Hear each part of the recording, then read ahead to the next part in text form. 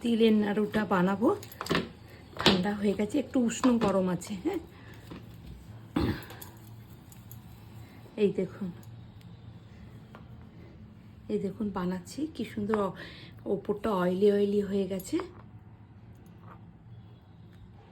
নাড়ু নাড়ু করে করে রাখছি, আবার বানাই।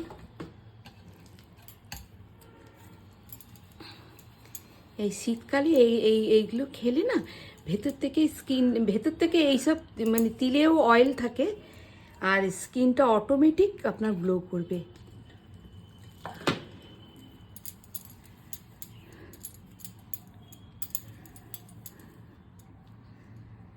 একটু একটু জল নিয়ে নিলাম আবার।